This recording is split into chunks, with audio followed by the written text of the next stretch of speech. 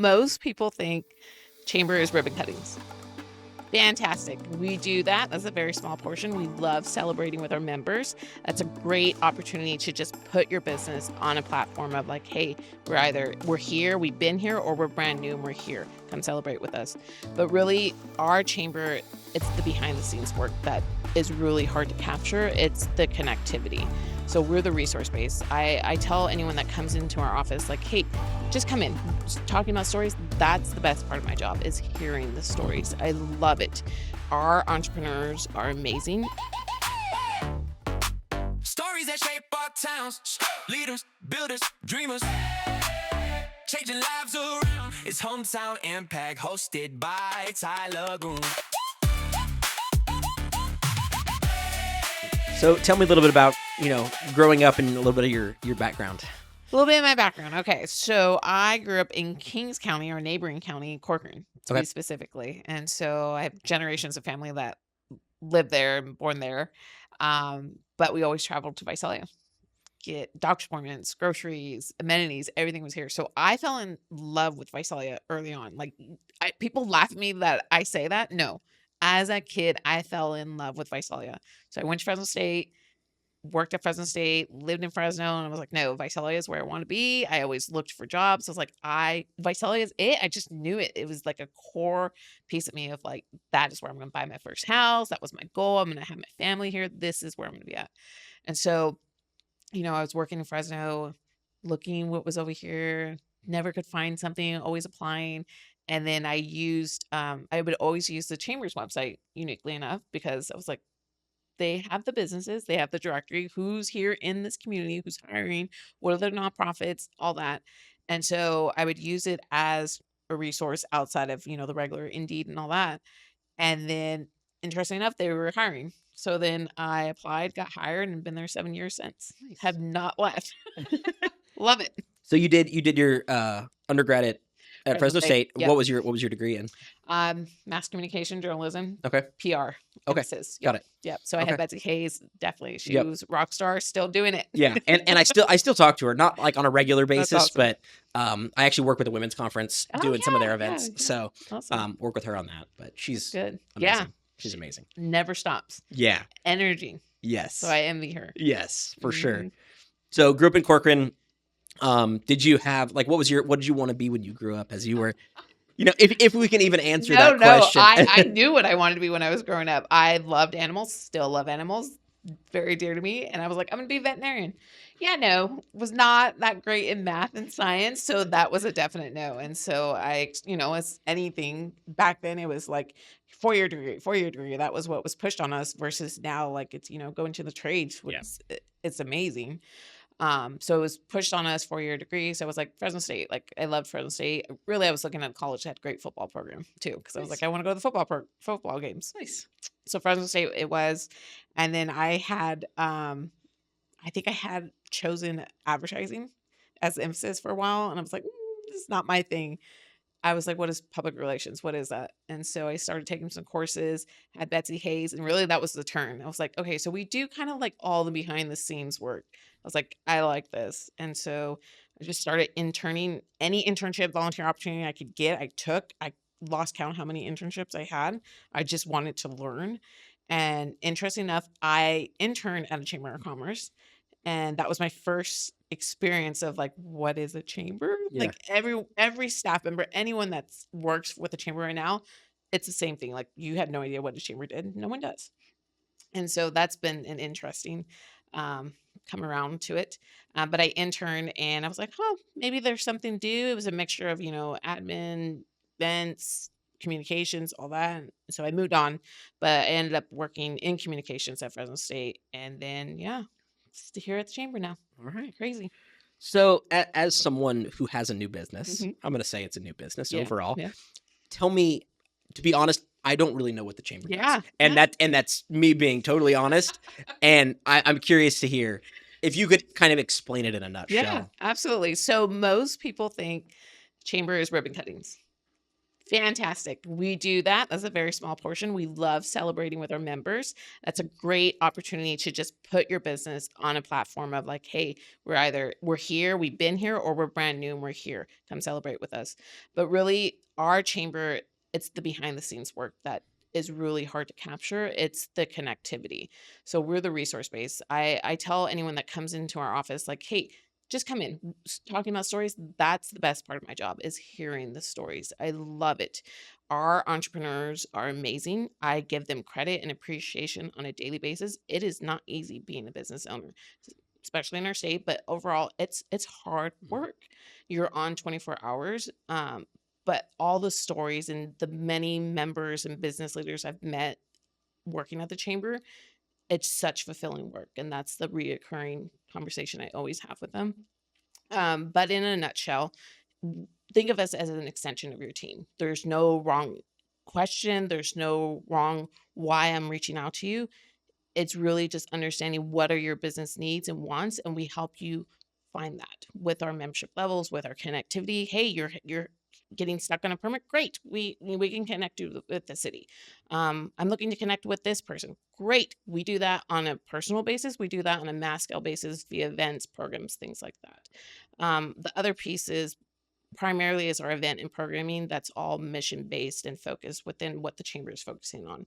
And really, that's anything from leadership development to workshops and resources for businesses. It's, without businesses, we just don't have a community. Yeah. Yeah. And I think people, from the outside see the chamber as events. Yeah. Like that, I think is what they see. But I Yeah. know there's so much more to it Yeah. than that. Christmas tree auction was Yes. always historically like you knew that was a chamber thing, and it Yes, was very yes. involved. I worked with Gail for many years Yes. on Love her. on the chamber, so on the Christmas tree auction stuff. Yes. So that was kind of my only experience working with the chamber. So Yeah. We don't do the best at telling our own story. And so I'm really excited. I've only been in the role for 4 months now. And so when you reached out, it was like, wait. I think that's the perfect time though, Yeah. because you can really Yes. tell your vision for it. Yeah. And I think that's the important part is Absolutely. where is it going? Really, it's reevaluating. Like my number one goal is we were in a transition with staff. And so I'm super excited. We have a brand new team. So it's a brand new chamber. And so I'm really looking internally of, we need to start fresh, like really just connect with our members and overall our entire community, just reconnecting again. So my number one goal is listening. I'm listening to our members. I'm listening to our community. What I want feedback. What do you want from us? And so that is one of my priorities, but also to really, really investing into our programs, like our established programs and our established events. Leadership Visalia is a 40-plus-year program. We've had graduates become senators, executive directors, gone on to serve on multiple boards. The program is amazing. And so a lot of times going back, though, you think of Christmas tree auction and not the Leadership Visalia program. And so that is probably, I think, one of our biggest challenges is that, yes, those events are amazing, but they really just paid for the lights for the chamber. Right. Yeah. Right. That allowed us to really do our mission work, and that's to be an advocate for businesses. So one of the things I learned when I was talking to Paul and Reggie was, a lot of their revenue generation is not from what people think it's from. It's not from the editorial process. It's not the articles. And I think, it forays perfectly into the chamber itself. Yeah. Like we do the events, but that's not the revenue generation. No. And to be fair, the chamber is not there for revenue generation. Yeah, exactly.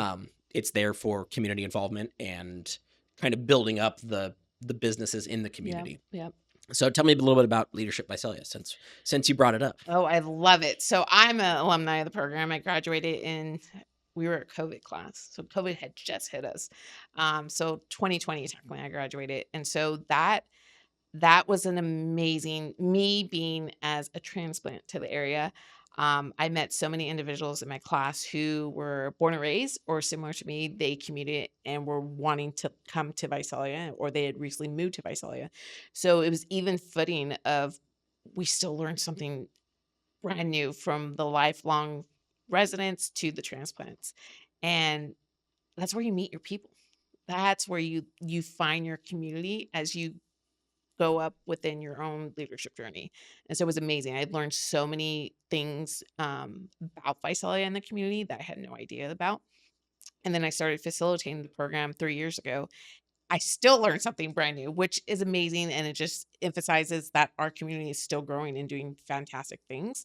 We're not stagnant. We're still striving to do better and more. Um, it's just, I can't emphasize enough. It just fills my cup.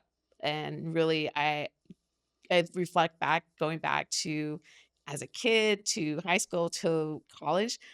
I never thought I was gonna facilitate a leadership Visalia program. I never thought I'd be CEO, uh, but it does fill my cup. I did not realize how important leadership development is, just how impactful it is, not for you as an individual, but your teams that you work with, both professionally and personally, in our community.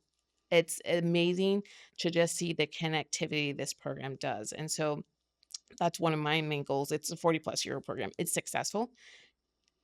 Number one feedback I get from my classes is I had no idea this existed. And so I'm like, how did you not know this existed? Because it's such a word of mouth program. And so we have a great steering committee. I'm hoping we can make it even bigger and better. That was a little bit of the goal of Gail when I worked with her, and that's why they brought up Impact Leadership Conference. Mm. If someone couldn't go through the 9-month process of Leadership Visalia, Impact, go to Impact, and that could be a one day of like fill your cup, build up the momentum, and get back to out there. Mhm. So tell me what does the actual leadership Visalia class look like? Like Yeah. you said, it's a 9-month thing. Yes, 9-month program. So we start in September and they graduate in May. And so typically the class ranges from 16 to 18 individuals. This year's class is 16 and they are fantastic. They are young and hungry. So that was exciting to see. Every industry is represented, from public sector to private sector to nonprofits. Um, all ages, usually it's variation. But it's a 9-month journey. They have day sessions which focus on learning about our community. They get to meet our leaders. So everything from local government to economic development, healthcare, education, just exploring those topics and how they are relevant to our community. And then they do afternoon sessions once a month, where as a group, that is where they're reflecting on their own leadership journey. So it's a more personal approach. And so I emphasize to the class, that is where you're really going to fine tune an inward reflection, because you're making that connection with shared experiences. And all honestly, that's where a lot of the transparency and the connectivity that happens within the class. That's one of my favorite parts, is just seeing from them day one to when they graduate and the connectivity that they build. It's just amazing to see. I love it. And I think, as a new business owner, one of the things I've always tried to kind of find out and figure out is who are good mentors for me. Yeah. And that's a hard thing to just go find a mentor. Yeah. It's not like you're not just going to email someone out of the blue, go, hey, will you be my mentor? Yeah. And I think from what I'm gathering, like Leadership Visalia is a good way to establish those relationships. Yes. And even just chamber events in general. Yes, absolutely. So we do have a mentorship piece of the program. They are tasked with having, I believe this year was a 4-time minimum of meeting with their mentor. And so when I started facilitating the program, I really relooked at the curriculum of the program along with our steering committee. And there was that mentorship piece that kind of had fallen off. It's a 40+ year program. Mhm. We want to make changes every year. So it made sense. Like, things had just happened. And so we really looked at it and we really dived into how can we make the mentorship process more efficient and more impactful. And so we, through the process, it's very fine too of, it starts with the interview with both supervisor and the applicant in the program. That's how they apply for the program. Just quick questions of what you want in a mentor. Mhm. And then it's the self-evaluation and then the evaluation of the supervisor. Okay, because this is a joint collaborative. It's For sure. your employer sending you through this program. What are you guys hoping out of a mentorship relationship? And so taking those two pieces and really trying, we have an extensive alumni list, 40+ years. And so we have fantastic leaders in our community. And that's one of the pieces I also love, is just how collaborative it is.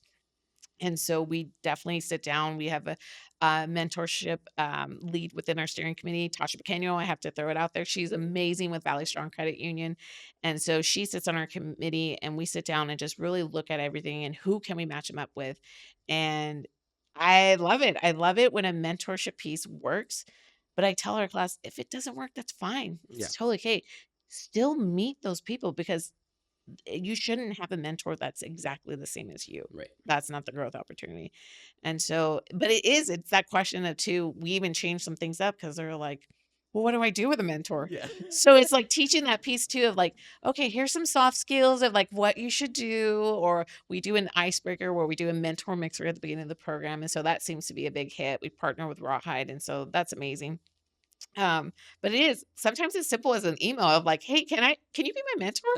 It is an awkward question and ask, but I mean, Gail Zurich was my first mentor, and I'm like, how, what? Yeah.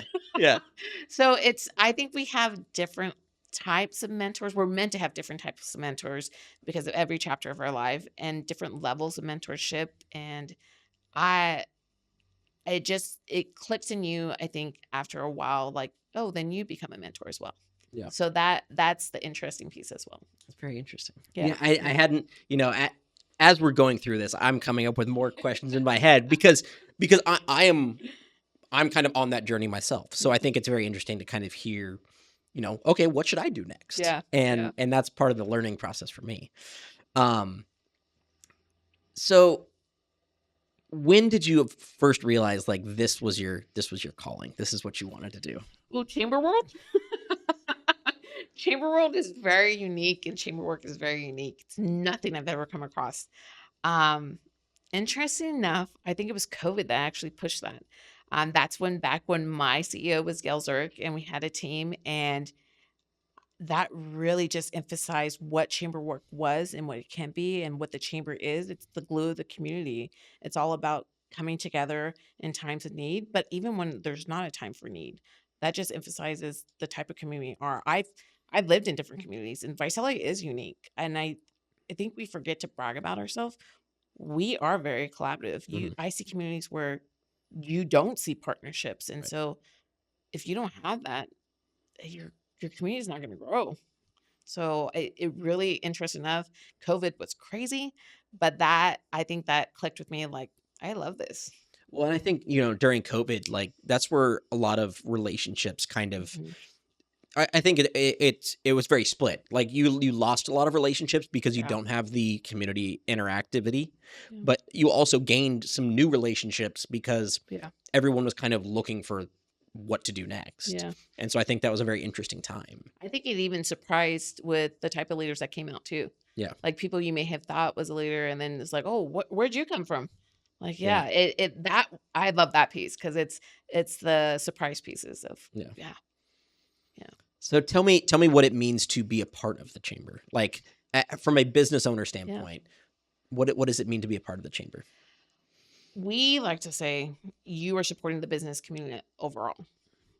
There's no chambers. We have surrounding chambers, we have regional chambers, we have statewide chambers, and that's fantastic. I love it when members say they're part of multiple chambers. That's fantastic because it's not only the business as a member, it's your entire employees that are members. And so that I think is the hardest struggle when we meet with the rep that comes in to join the chamber. And that's our team's one of our priorities is emphasizing like, hey, it's just not you. Like your entire team benefits from being from a member. You guys have any questions? If there's a need within just an employee within your program, reach out to us. We'll find you. There's no right or wrong question. We will find you an answer. If we don't have the answer, we'll find you that answer. But the bigger picture is you're supporting the business community. I think I said it previously. Our businesses employ our neighbors, our families, friends. They give back to our wonderful nonprofits who are doing amazing work within our community. If we don't have a business community, we don't have a community. Right. So it's a bigger overview. And so that is part of our role is explaining that of like, what does it really mean to be part of a chamber? You're part of a community. Yes, it's supporting your business individually, but in a bigger picture, that's what it is. And I think that's why I'm thankful for our members because majority of our members, I would say 90%, because based on our retention rate, they understand that it's a bigger piece than just, is it going to have a return on my investment? Right. So Because you really can't look at it as a No. real ROI, like a monetary ROI, because that's not what it's there for. It's there for relationships. yes, By joining, you could be a help to other members. Yes, And I think absolutely. that's what people kind of don't think about is the matchmaking kind of Yeah. aspect of Yeah. it. I hate to use the word club, but it kind of is like you're drawn to that core mission of I believe in this. I believe in our business community. I want our business community to succeed because I want our community to succeed. So yes, I'm going to be a chamber member. That's awesome. Yeah. Do you guys tell me about some of the events you guys have Sure. other than Leadership Visalia?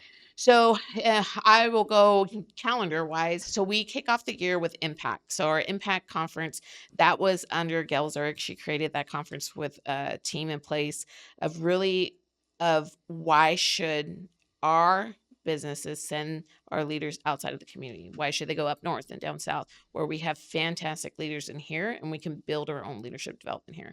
And so, of course, COVID hit and that kind of went hybrid virtual models.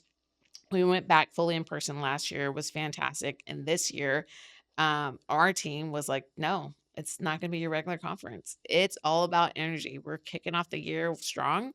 We want it to be fast paced, engaging, fun. Like we're telling people, come in your blazer, wear some tennis shoes, bring out your devices. It's going to be about connectivity. So we're super excited. We have a couple of Spark sessions featuring local leaders. We bring in some national keynote speakers. But really, it's just about connectivity and leadership growth. And then we travel into annual award season, which is June. This will be our 71st annual awards. And so annual awards is one of my favorites because it's stories. It's where you get to hear the stories of our community, what makes Visalia Visalia. And we honor small, medium, large business of the year, nonprofit of the year, and man and woman of the year. And so the team, we go out there and we get to interview these businesses and they're shown up on the giant screen in the Fox. We have no decision on who makes it, which I kind of appreciate because it's too hard to pick. Yeah. It's a committee of all past winners who interview these businesses and nonprofits and make the decision. But at the end of the day, it's about a celebration of our community. And I love it. I love supporting the Fox. We're out there and you get to go celebrate with your team right afterwards. But it's just a really good feeling event. And then we go on to state and local government, which is partnering with the city and the county, really just an opportunity for our businesses to have a conversation with them and what's going on, what's to be expected, celebrate the successes we've had in the past year, what's coming on board, what we may face. Really great luncheon of we partner with Reggie and Paul at the Sun Gazette. We love hosting that. And then Oktoberfest, which really just recognizes the entrepreneurial spirit in our community, are the best food and drink in our backyard. So it's great, great. This year it's going to be, we're excited. We have some changes, but those are the core events that we have yearly. And then we do programming, Leadership Visalia, and then we're going to revamp Future CEO this year. Right. That's a program that focuses on the youth. And so really teaching them what does it mean to be an entrepreneur? What is your cost models? What is your marketing? So it's we are going to revamp that. But they get to see themselves from local leaders. We had Pita Kebab, I believe, before Tacoma's. And so it's interesting as a youth perspective. You see these leaders out in the community. Now you get to see them. Oh, that's their story. And then my favorite part is when they set up around town selling their businesses. And we partnered with Pro Youth a couple years ago and just seeing the excitement that they have of setting up their own business, selling their product, and then reinvesting that back into their business is for the next year is amazing. I love it. I remember this one future CEO we had, her display of her stand had a huge chalkboard that said, "Thank you to my sponsors, Aunt, Mom, and Dad." I loved it. I was like, yes, my entrepreneur. That's amazing. So tell me what is that program like? I'm not familiar with what it had been in the past. So tell me a little bit about. So actually it started with COVID, of course. Okay. Everything was virtual. And so we felt like the youth was we actually a member had reached out and said, hey, I want to do something for our youth. And so we said, okay, let's sit down, brainstorm what we can come up with. And what came about was Future CEO.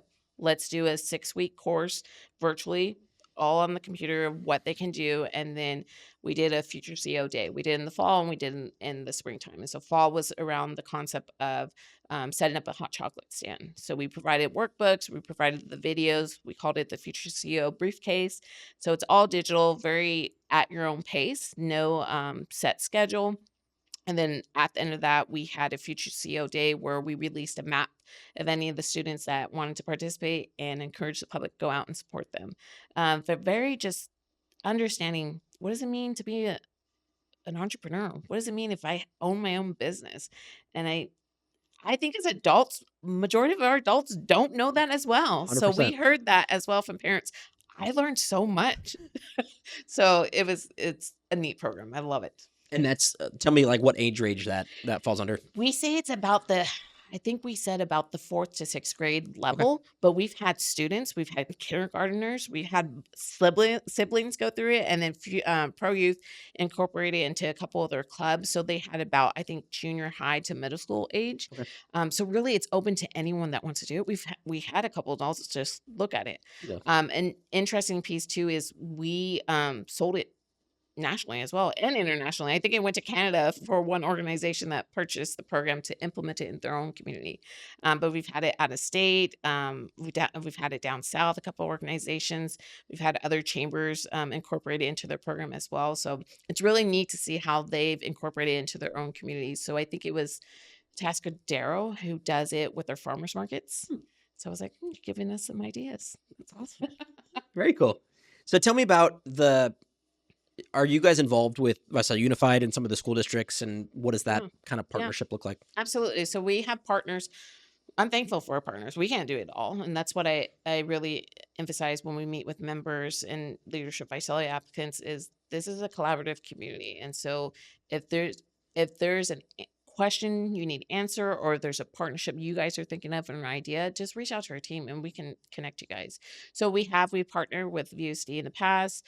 VPI, we're part of that. So do not quote me on that. I do not know the acronym of VPI. It's very long, but Tasha Pequeño is our chairwoman on that.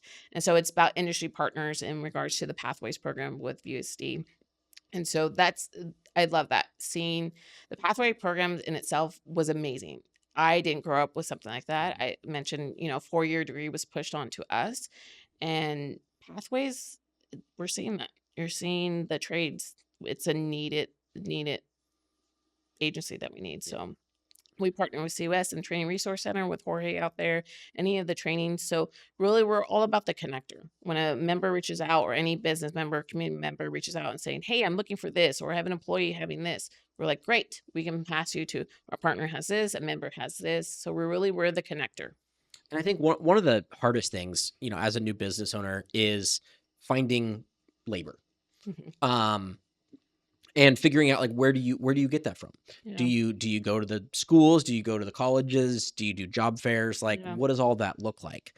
And I think there's a lot more resources in the schools than when you and I were in school. Yeah, absolutely. And there's so many different avenues you can take, and there's a lot more business courses, and I think there's a lot more ways to connect with the youth now than historically. And I think we need to embrace that and, do more internship programs and do more of those kinds of things to really kind of start growing them, because they don't, like a lot of our businesses, the kids don't know that those kinds of businesses or jobs exist. Yeah.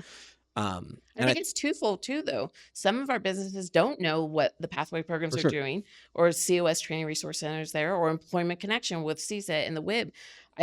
That's that education piece that we try to do when we're onboarding a new member or anyone that visits our office. We're like, these are the resources you have. And I think that's kind of the challenging piece of we are moving so fast paced and we forget to tell our own stories and forget to share what's going on, because we're moving so much and we're doing so much. But Tulare County is lucky. Businesses are lucky in Tulare County because there's so many resources. I think it's just we need to find an area where they can go one place and find it all. So yeah, I mean, I think that's very true, because I feel like what might be just common knowledge to you and I is not necessarily common knowledge to a new business owner, or even an established business owner who's looking to expand or looking to grow to the next level. Like where do you go for certain things? Yeah.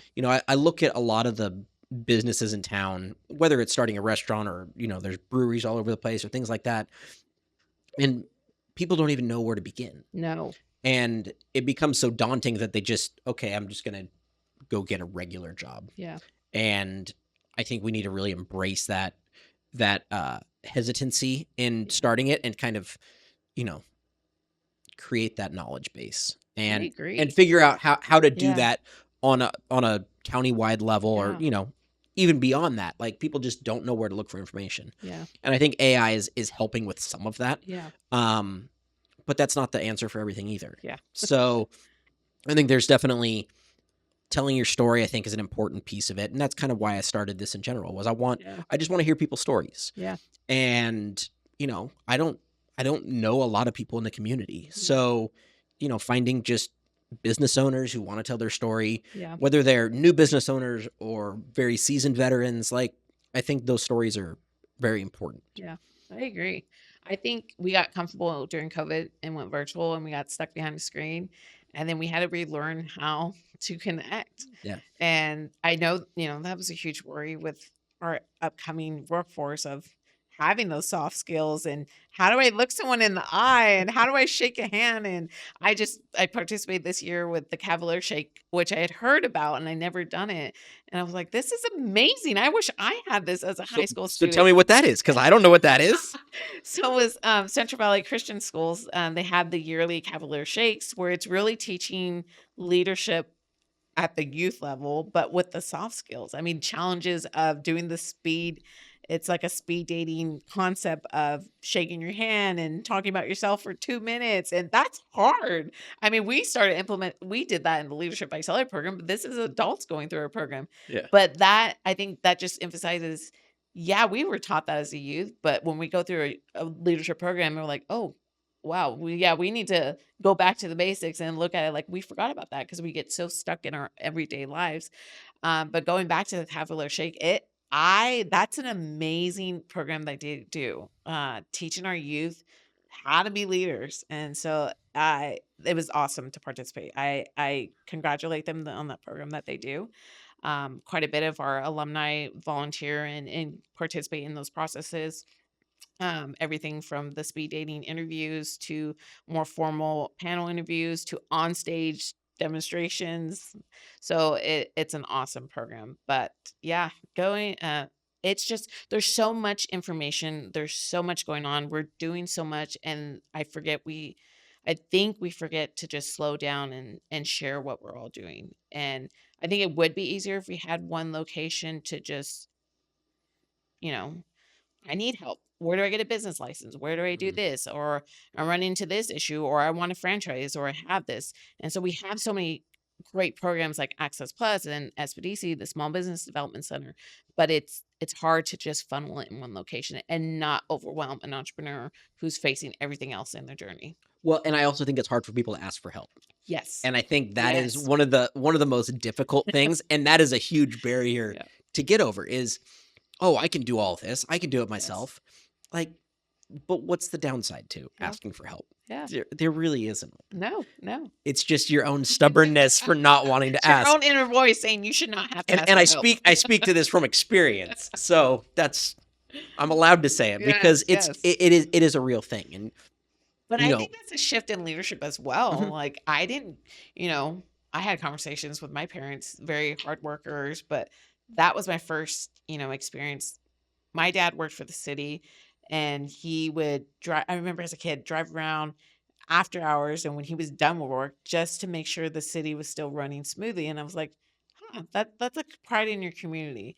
But it was always hard work. It was like not asking for help and not showing your weaknesses. And there's a definite shift. I don't know, it's a millennial thing versus, boomers. But we're more willing to be vulnerable, I think it is. Mhm. And it's a definite shift in leadership. And so having those conversations, we have those with Leadership Visalia, Impact, members in general, and our own board and our own SEC there's a definite shift in leadership. So, and it's exciting times. I think overall leadership is just changing in Visalia right now. There's a lot of newer players, which is Mhm. exciting. I think Mhm. that's an opportunity for growth and new partnerships and just more that we can do. Yeah, but I think we need to hear their stories Yes, to I that agree. So point. I love this. I love this. Because there's so many, I was born and raised in Visalia. I moved to Fresno for like 6 months, but other than that, I've lived here my whole See, you life. knew it. You Yeah. knew this was a unique Yeah. community. And I think there was kind of an old guard, I'll say, where you kind of knew who all the players were in town, and that's definitely shifting. And there's a lot of new faces, Yeah. and I think those new faces kind of bring about some uncertainty to approach, or people are just afraid to reach out to them, or whatever it is, because they're not as well known, let's say. Yeah. And so I think it's important to just kind of rebuild that Yeah. community We can't trust lose and that though. relationship. Like those individuals, those movers of the community are instrumental. Yeah. I mean, that was the foundation. And I'm thankful for the chamber, you know, I've been with the chamber for 7 years. And so there was people that came across the chamber that I met or I heard the names and I just heard so many good things talking about them. And so as I got transitioned into this role, me being able to meet with them now has been amazing. I just met with Bruce Nicotero and I'm like, I just like you as a human being. You're an amazing leader. Yeah. And so he's doing great things with VEDC. But it's those impactful leaders that we had that set the foot plan for us. Mhm. And so it's an exciting time, but I'm very much appreciative of all the ones that became before me. Yeah. Gail Zurich left big shoes to fill. I love her dearly. She's a great mentor and I still talk to her. So if someone wanted to start a new business in Yeah. Visalia, how would you coach them through that, and what would you tell them to do? I would tell them, come and sit with the chamber team. Yeah. And we want to hear your story, what your goals are. Anyone that walks in the chamber, people may get the impression, oh, I have to sign up for membership. Absolutely not. Like, I just want to hear what your goals are and how we can help you. Because yeah, I will tell you, you probably don't want to join the chamber right now. It's too early for you. Come back to us, in a year or so. Mhm. But here are some resources. Here are some partners you should be reaching out to. So if someone's starting a business, I would definitely say the Small Business Development Center. And so it's great with T-Biz. They have a physical location now at Tulare. But we have quite a bit of consultants who are here locally. And so that's the first journey of, you meet with one of the consultants of what am I not thinking of? Mhm. You got to, of course, do your more like check by the list of need to get a business license. I need to go, meet with the bank. And we have great local banks who are very supportive of our entrepreneurs.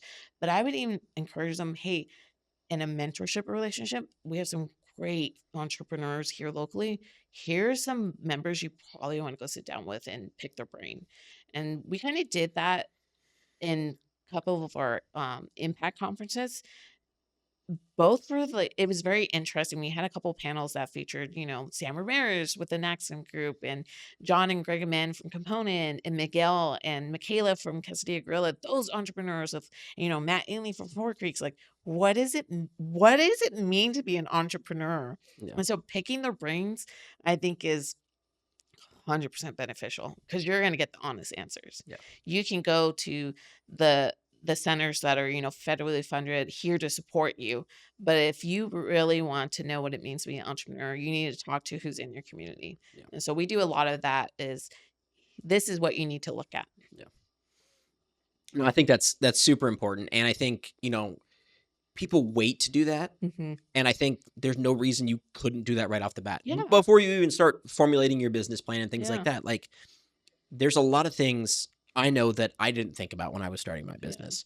And, you just kind of learn over time. But, there's no reason not to pick other people's brains who are No. 10 years down the road from you Yeah. or even further, right? Yeah. So I think that's super important. And I'm grateful that is a resource at Yeah. Visalia. I think too, going back to, we're afraid to ask. And then I think it's that fear of competition, but I Mhm. have not seen that here in Visalia. Uniquely enough, when I worked in other communities, there was like, oh no, I'm not gonna touch them. They're my competition.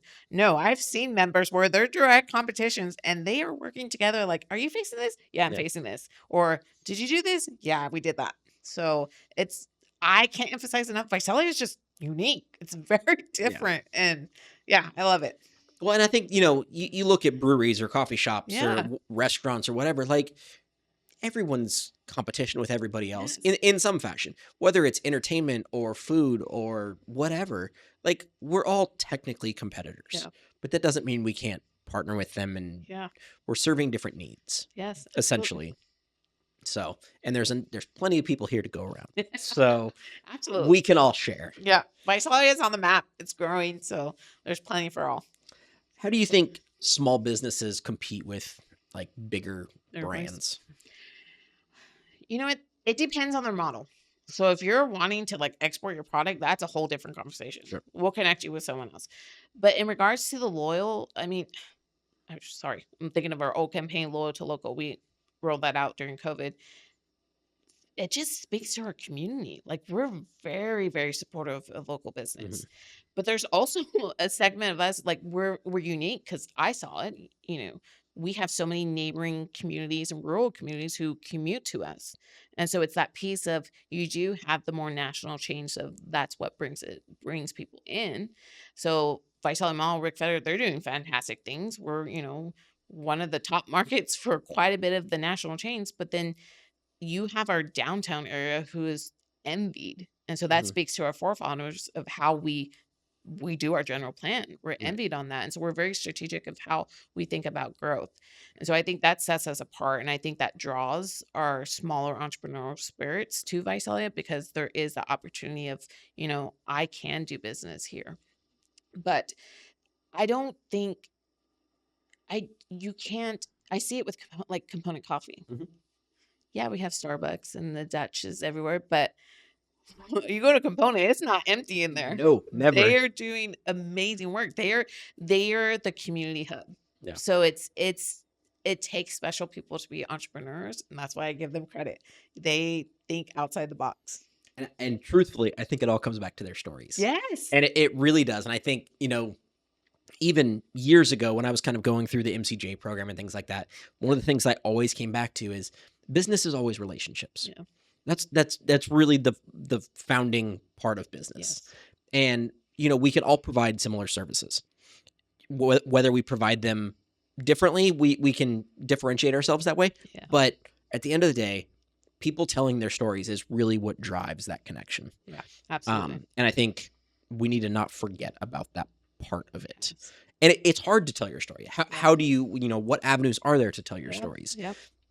I look at Component and I don't really know a lot of their background, Mhm. but I know that they are a valued part of the community. Yes, And, yes. they are very good at defining that. Yes.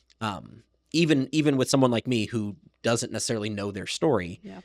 they've established their foothold Yes. in the community. Yes. And I think that's super important. I agree. How do you think businesses should try and tell their stories? Oh, we struggle with this ourselves. It goes back to messaging and all. We're just not us as a chamber needs to do way better about telling our stories. And so that's where I'm excited our new chapter is. We're really focusing in and trying to look at that and feedback, all honesty. Like we're Mhm. wanting feedback from our community of like, how can we better show you what we do? Mhm. And so I think it's really listening and understanding your audience. You got to look at that first. And it is, we hear that from members all the time of there's so much like, should I do TV? Should I do radio spots? Should I do streaming now? Should I do social media? Right. It's just so varied. We tell any individuals that are coming in a newer business that necessarily is not tied to Visalia just yet, we say we're very much in person connectivity. Going back to that relationship, Visalia is all about relationships, about the in-person connection. And so that's what we quite a bit tell of our members who are outside the community coming in.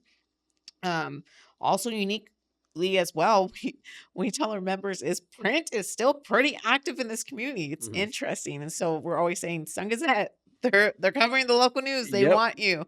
And so One of it's the only printing Yes. presses in the valley. Yes. And they're doing amazing work. They're they're amazing partners. I can't emphasize enough. I love Reggie and Paul and their entire team. But yeah, it's Visalia is just unique. Like what we're doing here in Visalia, you couldn't replicate in other areas. You just couldn't. And so it is hard. I mean, I'm gonna be honest, it's hard. where do you go to tell your story? And so I think too, video is a huge piece. That's what I found out today with this podcast. Video. It is. Video is because it's the face. They want to know who's talking. Yeah. They want to, know who should I connect with. And, it's I think it has to start with relationships though.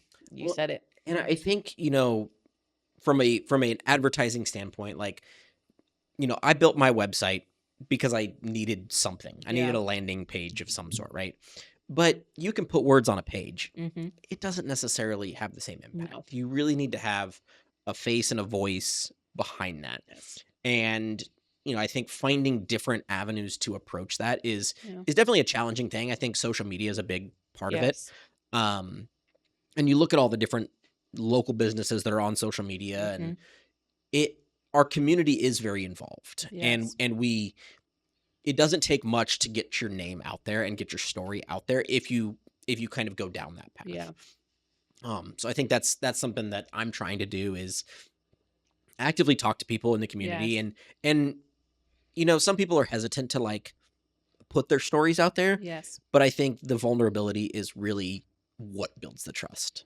It's the authenticity. Yes. Like, you're just like me. No, Yeah. absolutely. And it's so funny, like during COVID, I did, with my AV business, we did a lot of virtual things, and we did a lot of like produced keynote speeches and things like that. And there was always a desire to like chop it up and make it look as clean as possible, take out the ums and ahs and all that stuff. And what I told every single person that I interviewed through that is, I don't want to cut that out, Yeah. because that makes it real. And if you start chopping all of that stuff up, it doesn't look real anymore. Yeah. And then as a viewer, you begin to question, okay, how was this manipulated to say what they're trying to say in a certain way? And it's not like a bias thing, but it's just, it takes that authenticity out of it. And I think that's what you get when you do an in-person conversation, is it's your ums and ahs are natural. Like it's, if there's silence, there's silence, and that's okay. And that's what I'm, with even these podcasts in general, like I'm trying not to cut it. That's my goal. Oh gosh. But I think that really speaks to the authenticity of it. Now, if there's certain things we cut out, that's fine. That's okay. But, if it's a 2-hour conversation, it's a 2-hour conversation. And I think that is really impactful. I think even too, with the emphasis on AI, people are just questioning what's real and what's not now. Yeah. So it's just, I think we are going to see that. And this is aging me, but I think we're going to see it with a lot of the Gen Zers coming too. I hear I hear it all the time from my parents, grandparents. Oh, it comes back in fashion, and you see it. 90s are back in apparently. Yeah. But it's the authenticity versus the artificial. I think we're gonna see a big shift. And I do like, I do feel like we do need to lean into that. And with our team, it just didn't click until right now. We're doing that with our impact conference. Like we want it to be conversational. That's what we told all of our speakers coming in, like, hey, this is gonna be a relaxed environment. We don't want it to be a conference. You're stuck in one room with your suit, and I want to get back to work. And no, like, I want you guys engaged. I want conversations to happen. I want vulnerability to happen. I want authenticity. Like, this room and energy, it's going to be different. And so I think you're 100% correct. It's the vulnerable piece. Well, I think when it comes to conferences too, like, that's my daily life is really doing conferences. And I'm always trying to figure out ways to make things different. Interesting. And, you get a lot of these people who go to conferences all the time, and they may go to a lot of similar conferences, but what's going to stand out to them? Yes. What do they remember from those? Is it, just a big ballroom with screens and a keynote speaker? Is there more to it than that? Yeah. And that's a perfectly fine fit for a lot of things. But I think it's really important to try to differentiate those experiences, because, I have the memory of a goldfish. So if it's going to stand out in my brain, I need it to be something different. Yeah, absolutely. I agree. 100%. So I'm happy that, you guys are taking a similar approach with the Impact Conference. Yeah. And, trying to just be different. And, sometimes different works, sometimes different doesn't work, but you have to try it. Yeah. And I think that's, I think it speaks to like the really the core of the chamber is collaboration, because we say that because we don't know everything. Right. That's where we lean on our expert members and our expert partners is, yeah, we are going to be vulnerable. We don't know everything. We don't have the answer for you right now, but we'll get it to you. Right. We'll connect you. So, yeah, I think it's just overall, yeah, my brain just blown. Like, we're just thinking theoretically. It's like things are changing. Well, and I think that's honestly one of the most important things, even just being a business owner. Yeah. You go to most business owners, they're not going to have all the answers themselves. But have they built a network that they can get answers? Yeah. And I think that's a lot of what the chamber is. Yeah. Chamber is that network of answers. Yeah. And it may not be directly from you guys. It may be from, through partners, through the city, through whoever, but you can get a lot of that solved. Yeah. And I think, looking at AI as just a component of it.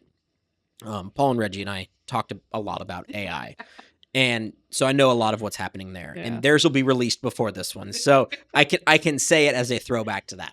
But I do think that AI in itself, people are worried that AI is going to replace jobs. And, I think there's some component of that. I'm not going to sugarcoat. Yeah. I do think there's some component of that. But I think the most important thing is that people embrace the AI. Yeah. Because at the end of the day, people are going to become more efficient and be able to do more human things. Yeah. AI doesn't have the human component. Yeah. Yes, it can do a lot. It can do data entry. It can do research. It can do all those kinds of things. But it can't do this. Yeah. It can't create the connections. No. And so I think as we grow with AI is really going to make us better in a lot of ways. There are some negatives to it, certainly. But if you're looking at the positives, when I was talking to Chief Salazar, is AI going to replace report writing? Well, it may replace parts of it, but there's still the empathy piece that has to be involved. And so I think when I think about the chamber and I think about AI, I do think there's that knowledge base that AI can help with. Yeah. But that knowledge base really just functions as a way for matchmaking and things to occur outside of that, because you still need the human piece of it. Yeah, absolutely. We have three, I don't want to label it three, but we have segments of types of members that join. And so we have members who want to join because they just want to be a part of something. They understand the bigger mission of supporting the business community. We have the members who, want that marketing piece and that in-person connection. But then we have that other type of member who is, I'm looking for that credibility piece. And we're a 120 plus year old organization. And so going back to AI, like, they're going to look at the chamber like, oh, I'm not going to just Google it and find this business. Right. They're part of the chamber. They're a legit business. They're in the community, servicing the community. Well, and as I'm kind of thinking through this AI component too, like if we were able to like create a database of all the businesses, which is easy enough to do, right?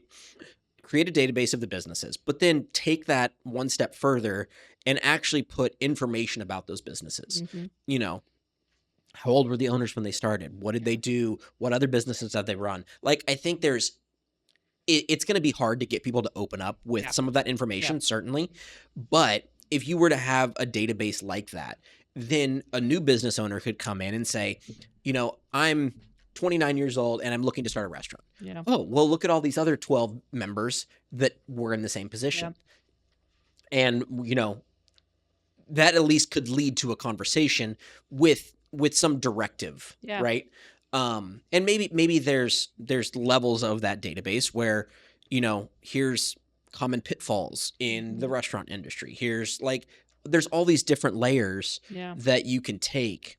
And I know Reggie and Paul and I talked about the AI component of journalism, and it's like, well, there's all these interviews that you do, and what about the other information that's in the interviews that doesn't necessarily get published? Now, what if we took that information and kind of made that into more of a resource that doesn't fit into a 300-word article or whatever it is? And I think you can kind of extrapolate that with business too, because that adds the credibility side of it. And it also allows them to kind of tell their story. Yeah. And what if, you take the component coffee people? I don't know how they started. I don't know what they did before. I don't know why they started the business. Yeah. But if there's some levels of that, you can really dive into, and maybe people just go on there to learn about the community. Yeah. Yeah. And I think there's something fascinating about that too. Yep. Yep. So I agree. I'm going down a totally different We have to tangent. accept it. We but have to. Yeah, It's and fine. It's here. I'm the kind of person that I will go to ChatGPT for a lot of things, Yeah. and I don't really use search engines anymore. Yeah. So if I want answers, I'll just go to ChatGPT because Mhm. it's going to aggregate everything, and I can give it a very detailed prompt of Yeah. exactly what I want. And so I'm trying to think about using that for other avenues as well. And I Yeah. think there's lots of interesting Yeah, pieces to that's that. interesting. Yeah. I'm just, as I kind of have these conversations, I just think of other random things, and I've always been, I always want to try to help people. That's Yeah. like, ultimately, that's always kind of been my goal. And, I've not always been the best about it, but I'm always trying to think of ways that other people can enhance their businesses or kind of Yeah, grow things in a different absolutely. way. I always kind of think outside the box a little bit. Mhm. And so I think that's just kind of always been my Yeah. tendency to do that. And it's sometimes it's not good out of the box thinking, but sometimes it is actually very interesting. That's awesome. Can you talk a little bit about where you see Visalia going? And I know that's a very yeah, that's that's a broad, huge question. Yeah, that's a broad one. I mean, going back to our forefathers, like the general plan, it's amazing. I mean, learning how we grow and why we grow this Mhm. way is very interesting. You lived in Fresno, you saw it. It's sprawled out. Yeah. And we're very strategic in how we're going to grow. And so I see the benefit of that, and I appreciate that. And I think our community appreciates that, because we can't be stagnant, but we do have to grow very strategically. And I feel like that is what we're going to see. We're already seeing it. Visalia's on the map. COVID just ramped that up because we are affordable. Mhm. 2 hours away from the mountains, 2 hours away from the coast. We have our amenities. I mean, we're off the 99. We have the 198. We're less than an hour from the airport. Yeah. And so it's a beautiful community. We're unique, very collaborative, very supportive of one another, not even during challenging times, but in general. Mhm. Going back to, you like helping people. There's so many people in this community that love helping people. Yeah. And so, yeah, we're just unique. And so I do see that we're going to grow strategically. I'm excited. Yeah. I really am. Um, it's interesting to see what will happen to the neighboring communities still. Yeah. So, because we're butting up against Farmersville, we're butting up against Tulare. We have that gap between Hanford, but as we start growing transportation and Yeah. naval air base is just down the road, so Yep.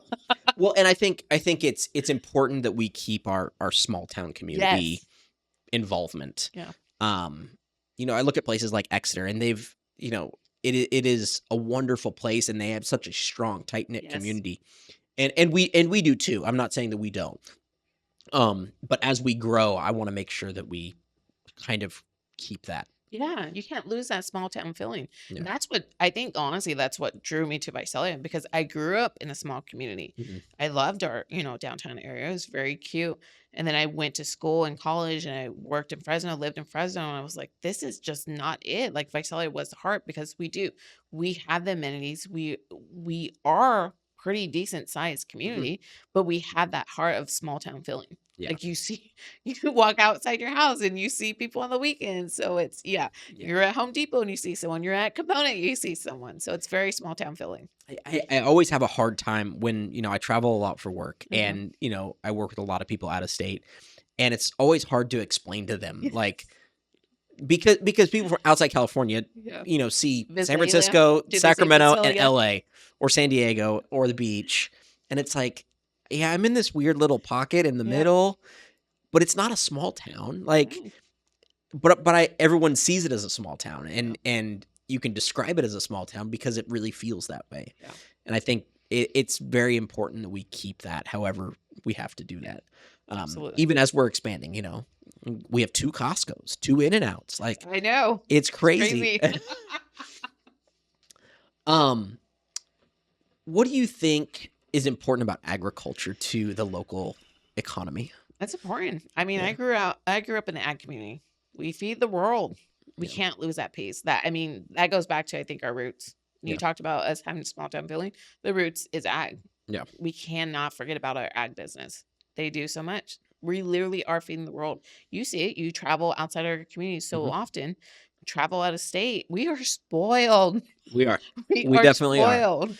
And so we can't lose that piece, even though as we are growing, there is that piece of we grow with intention, though, because we still feed the world. Yeah. So it is definitely important. What do you think makes a great community leader? Wow, that's another big question, broad question. Honestly, I've always believed a good trait of a good leader is listening, and not just listening, you're truly hearing. Mhm. And so that's what I look for in leadership, and that's what I try to do as a leader is truly listen, because I know I don't know everything. I don't assume to know everything, and so I do want to learn. And so listening. Yeah, I know. I definitely agree, and I think that's what people kind of forget is that you can actually talk to them, Yeah. and don't be afraid. As I've started kind of down this podcast, I'm just emailing people. You and I we Yes. didn't know who each other were at all, and I think it's goes back to that vulnerability piece Yeah. too. It's like, what's the worst that's going to happen? Yeah. Just reach out to people. Yep. Make those connections. I agree. And I think you'll be pleasantly surprised about what you hear back. Yeah. People open their doors. Yeah. How do you balance advocacy with neutrality? Really, we're unique in regards to our chamber, how we're structured. And so all chambers are very unique based on their memberships they serve and the communities they serve. And so you have different types of chambers who, one who may have a contract with the city because they do tourism, or one who does economic development. And so they have more of that financial connectivity, and we don't. And so we have great partnerships with the city. We're very appreciative of the city. The city is amazing in their team. But at the end of the day, we're not funded by the city. And so the mission is to be a voice for business. And so if we need to advocate in businesses, we listen. That's our number one thing is we don't know it. We listen to our members in our business community. What are you guys seeing? What are you facing with? What are the challenges? What are the successes as well? But what do you need? And so it's all about going back to relationships. We talk about, our business community is so relationship based and our community as a whole, but you look at our local government, it's relationship as well. And so I hear it all the time, with board of supervisors and city council being state and federal, they even talk it. Visalia and the Valley is very unique because it is very transparent and communicative. And so it's all about relationships as well. And so it goes back to that piece of, hey, this is what we're hearing.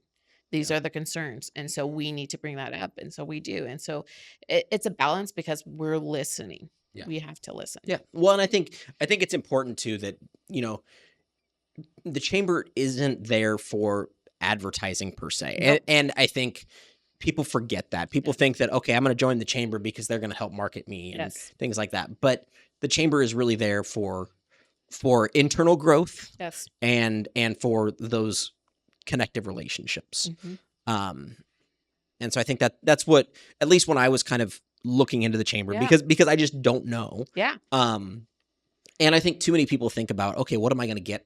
Like, what is my ROI? Yeah. And you really can't look at it that way. And we understand that, and that just may not be the right fit right now. And so we have those conversations with members because we don't want to lose any members. But if there's a time we do, like our team works hard to understand, okay, so what could we have done better then? Because we're all about growing. We can't stay stagnant. And so absolutely, it's having those conversations. Yeah, absolutely. What advice would you give to someone who wants to get more involved locally? Start connecting. You have to. Going back to asking and reaching out, you'll be surprised by the doors that open. Start connecting. Even going to city council meetings, board of supervisor meetings, going to a mixer, going to a ribbon cutting, just stopping by a business and introducing yourself. You have to. Yeah. That's what makes our community so unique is you have to make those connections. Yeah. Oh, I definitely agree. I definitely agree. Can you tell me about a difficult decision you've had to make as chamber president for 4 months? Knock on wood, nothing just yet has come about, but I know it's not going to be smooth running. Yeah. And so you know what? I am very appreciative of my team, very Yeah. appreciative of our board of directors, our exec team, and our members. Yeah. So we're here. What's one initiative that you're most excited about moving forward?